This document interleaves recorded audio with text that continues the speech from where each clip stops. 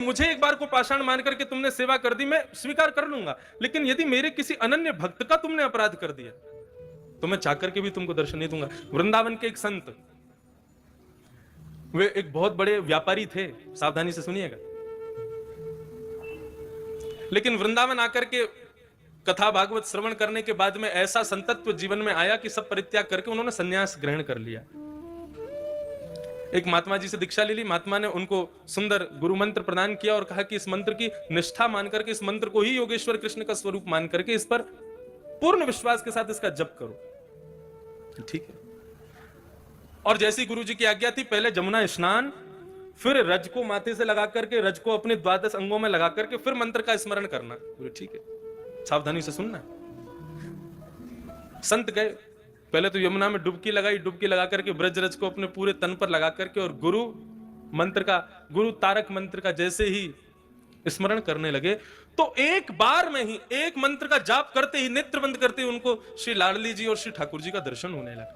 ये एक बार नहीं हुआ है। हमारे गुरुदेव, हम जिस परंपरा से हैं, जिस प्रकार पुष्टि मार्ग के मुख्य प्रणेता श्री वल्लभाचार्य जी हैं, ऐसे हमारे श्री संप्रदाय के मुख्य जो आचार्य हैं वे हैं अनंत श्री विभूषित भाष्यकार स्वामी श्री रामानुज भगवान शेषावतार। जब उनको गुरु जी ने अष्टाक्षर मंत्र दिया हमारे श्री वैष्णव संप्रदाय का, तो गुरु मंत्र का पहला जाप करते ही शंख चक्र गदा पद्म धारण करके नारायण प्रकट हो गए और उनको दर्शन दे दिया। भक्तमाल में वर्णन है कि गुरु मंत्र का, वैसे तो शास्त्राज्ञा करते हैं गुरु मंत्र किसी को सुनाना नहीं चाहिए, लेकिन जैसे ही श्री रामानुजाचार्य जी ने पहला अष्टाक्षर मंत्र गाया और पहला मंत्र का उद्बोधन करते ही नारायण प्रकट हो गए, तो उनको प्रणाम करना भी भूल गए।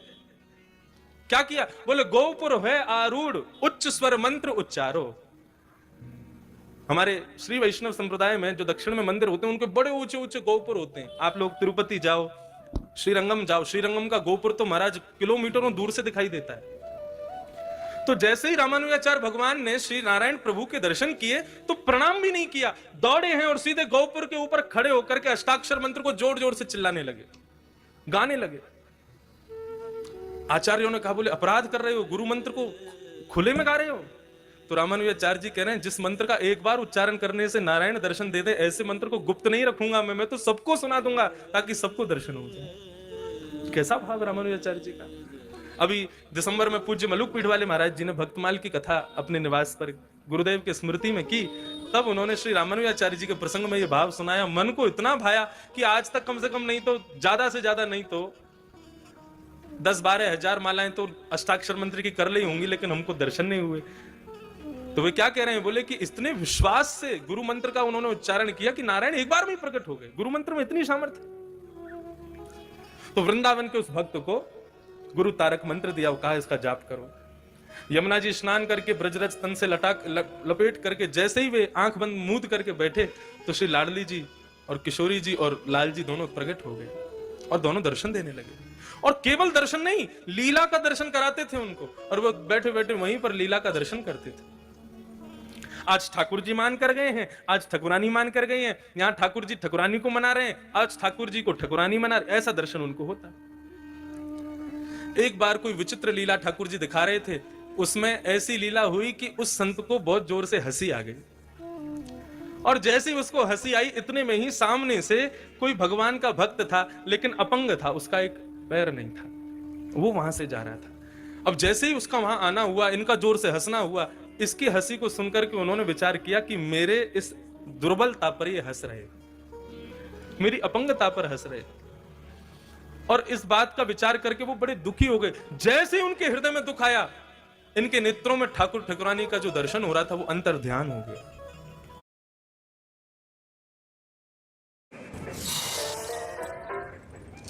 दर्शन हो रहा था वो अंतर ध्यान हो गया। इन्होंने नेत्र खोले, पुनः यमुना जल से अपना मुख धोया, पुनः ब्रजरज लपेट के फिर से गुरु तारक मंत्र का उच्चारण किया, लेकिन अब ठाकुर जी बुलाने से भी नहीं आ रहे, बार बार अदृश्य अदृश्य अदृश्य हो रहे। दौड़े अपने गुरुदेव के पास और जाकर के चरण पकड़ लिए, रुदन करने लगे, बोले जय जय, मुझसे कोई बहुत बड़ी भूल हो गई, ठाकुर जी का दर्शन नहीं हो रहा मेरे को, मैं कैसे जीऊंगा उनके दर्शन के बिना। उन्होंने पूरा पूछा, क्या हुआ तुमसे, कोई अपराध तो नहीं हो गया? बोले मैं अपराध कहां कर सकता हूं प्रभु, बोले सच सच बताओ, जब तुमने नेत्र खोले, ठाकुर जी का दर्शन अंतर ध्यान हुआ, नेत्र खोलती आसपास क्या वातावरण था? बोले वातावरण तो कुछ नहीं था, लेकिन हाँ एक थोड़ी सी दूर पर मैंने एक महात्मा को जाते हुए, भक्त को जाते हुए देखा। बोले वो भक्त कैसा था? बोले एक पांव नहीं था उनका। गुरु समझ गए। बोले देखो, तुमने तो भाव से ही अपने भाव को स्थापित किया होगा, लेकिन उनको ऐसा लग गया कि तुम जो हंसे हो वो उनकी अपंगता पर हंसे हो। बेटा, भगवत अपराध से तो मुक्त हो जाओगे, लेकिन भगवत भक्त अपराध से भगवान कभी मुक्त नहीं करते। अपना मान टले टल जाए, पर भक्त का मान ना टलते देखा। गुरुजी आज्ञा करो, मैं क्या करूं? बोले वृंदावन में जितने भी साधक महापुरुष हैं, सबका भंडारा कराओ और सबको दक्षिणा दे करके, सबके चरणों में दंडवत प्रणाम करके सबसे क्षमा मांगो। जिससे तुमने अपराध नहीं भी किया उससे भी क्षमा मांगो। क्षमा में इतनी सामर्थ है कि ठाकुर जी पुनः प्रकट होकर दर्शन दे देंगे। उन्होंने वही किया, सबको प्रणाम किया, सबको बंधुओं क्षमा। हमारे पूज्य नाना जी क्षमा का इतना सुंदर भाव बताते थे। वो एक बार मुझे बता रहे थे, बोले लाला, जब नाना जी विद्यालय में पढ़ते थे तो बता रहे थे, बोले मैं छोटा सा था और नाना जी की माता जी, हमारी पर नानी हुई नाना की माता जी, तो पर नानी ऐसी कुछ भाव रहा होगा। तो नाना जी की माता जी बीमार हो गई। तो नाना जी के मामा जी ने आकर के गुरुदेव को बताया, बोले कि एक किशन लाल की माता जी बीमार हो गई हैं गुरुजी, लेकिन हम पर इतना धन नहीं है, क्या करें कैसे करें, आप बस प्रार्थना करो ठाकुर जी से वो जल्दी स्वस्थ हो जाएं। नाना जी बोले लाला, मैं इतना विचलित है गयो, इतना दुखी है गयो कि क्या करूं। तभी बोले हमारे गुरुकुल में एक संत रहते थे, उनके चरणों में जाकर के मैंने प्रणाम करके ये भाव बताया। तो उन संत ने कहा, परमहंस जी, उन्होंने कहा कि बेटा एक काम करो, जितने भी विद्यालय में बच्चे हैं, जितने भी विद्यालय में प्राचार्य आचार्य हैं, जितने भी विद्यालय में कार्यकर्ता हैं, रोज सुबह दोपहर शाम सबको दंडवत लेट करके प्रणाम किया करो। बोले गुरुजी सबको प्रणाम करना है? बोले हाँ सबको करो। तो हमारे नाना जी बोले प्राचार्यों को कर लेंगे, कार्यकर्ताओं को कर लेंगे, लेकिन इन बालकों को करने में शर्म आएगी हमको, ये तो हमारे संग पढ़ते हैं। और गुरुजी इनमें से कई तो ऐसे जिनसे हमारी एक आंख नहीं बनती, उनको क्या करें? गुरुजी बोले उनको तो और ज्यादा श्रद्धा से प्रणाम करना, हमने आज्ञा कर दी, अब ये काम शुरू कर दो। नाना जी बताते, बोले मैं सबको प्रणाम करता, जिनसे मेरी बनती नहीं थी ना उनको मुंह फेर के प्रणाम करता, लेकिन करता जरूर था।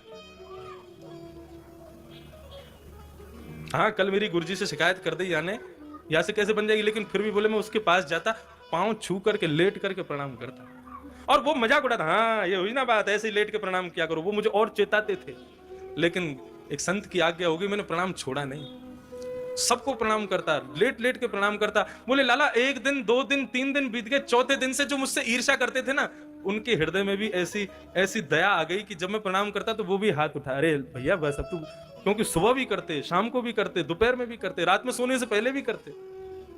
बोले पूरा विद्यालय इतने करुणा भाव से मुझको देखने लगा, सब इतने प्रेम से भाव से सब कृपा करने लगे। बोले 4 दिन बाद हमारे मामा लौट के आए और गुरुजी से बोले, गुरुजी आपने बड़ी कृपा की, आपने प्रार्थना की, ठाकुर जी ने सुन ली, किशन लाल की माता जी अब बिल्कुल स्वस्थ हो गई हैं, बिल्कुल ठीक हैं, अब कोई दिक्कत नहीं। तो नाना जी कहते हैं कि क्षमा में इतनी सामर्थ्य है, उन लोगों ने मुझे क्षमा कर दिया और मेरे प्रणाम करने से मैंने उनको क्षमा कर दिया। क्षमा के भाव से इतना बड़ा प्रभाव। क्षमा बड़े को चाहिए। धर्म के 10 लक्षणों में एक लक्षण है क्षमा, जो हम कभी नहीं करते। संत ने आज्ञा कर दी, बोले सबको, सबसे जाकर के प्रार्थना करो, सब साधक तुम्हें क्षमा कर दें तो ठाकुर जी पुनः दर्शन देंगे। उन संत ने सबको प्रणाम किया, सबको दक्षिणा दी, सबके चरणों में लेट करके क्षमा मांगने लगे। सब कहते, अरे भैया तेरा अपराध नहीं है, तू क्षमा क्यों मांग रहा? बोले नहीं, मैंने बहुत बड़ा अपराध कर दिया है। सबको प्रणाम करते करते उनमें से वे महात्मा जिनका एक अंग नहीं था वे भी बैठे थे, उनके चरणों में प्रणाम करके क्षमा मांगने लगे। बोले प्रभु मुझे क्षमा कर दो। संत ने हाथ रख दिया, बोले कोई बात नहीं। क्षमा जैसे ही किया, दौड़ करके गए यमुना जी में डुबकी लगा करके, जैसे ही ब्रजरज को तन पर लपेटा और नेत्र बंद करके गुरु तारक मंत्र का उच्चारण करते ही लाडली और लालजी पुनः प्रकट होकर के उनको दर्शन देने लगे। ये क्षमा में सामर्थ्य है। यदि आपके समस्त शत्रु आपको क्षमा कर देना, उसी दिन से आपके भीतर भगवत तत्व प्रारंभ हो जाएगा, हमारे भीतर ठाकुर जी प्रकट हो जाएंगे। और उसके लिए करें क्या? श्रीमद् भागवत बार बार कहती है, सब में भगवान को देखो।